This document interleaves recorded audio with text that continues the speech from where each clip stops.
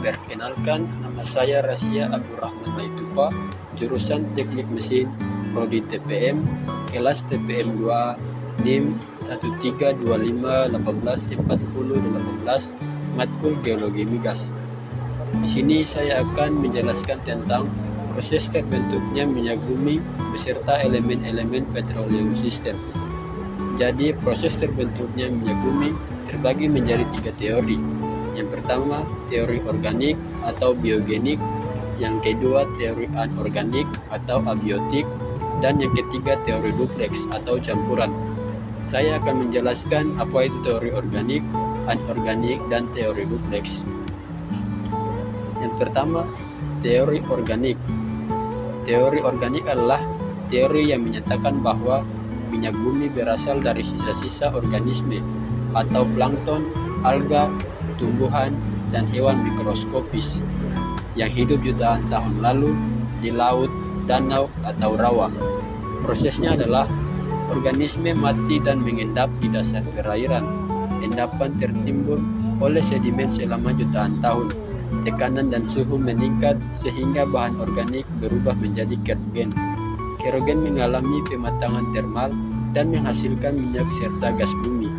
Hidrokarbon bermigrasi ke batuan yang memiliki pori-pori dan terperangkap dalam reservoir.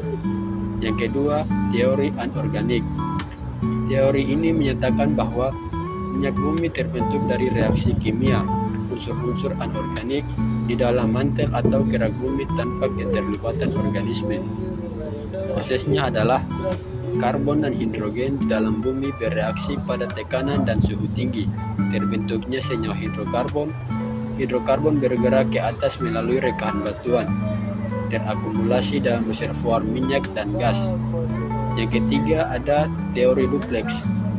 Teori duplex ini adalah gabungan dari teori organik dan teori anorganik. Selanjutnya ada elemen-elemen petroleum system. Petroleum system adalah sistem geologi yang memungkinkan terbentuk dan terakumulasinya hidrokarbon. Terdapat 6 elemen utama. Yang pertama, source rock atau batuan induk. Source rock adalah batuan yang kaya bahan organik dan menjadi tempat pembentukan hidrokarbon. Contoh, serpih atau shale dan batu lempung organik. 2. Reservoir rock atau batuan reservoir.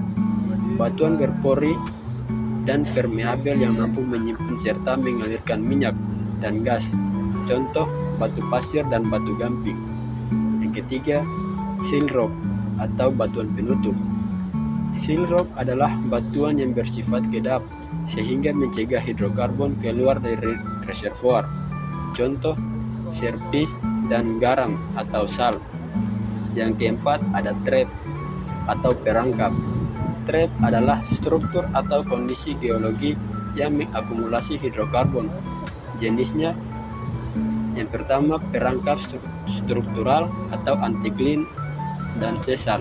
Yang kedua perangkap stratigrafi, dan yang ketiga perangkap kombinasi. Yang kelima, migration pathway atau jalur migrasi. Migration pathway adalah jalur perpindahan hidrokarbon dari batuan induk menuju reservoir. Contohnya, rekahan batuan, bidang sesar, dan lapisan permeabel. Yang keenam ada overburden rock atau batuan penutup atas. Lapisan batuan yang menimbun batuan induk sehingga memberikan tekanan dan suhu yang diperlukan untuk pematangan hidrokarbon. Mungkin itu saja yang bisa saya jelaskan, kurang dan lebihnya saya mohon maaf. Terima kasih.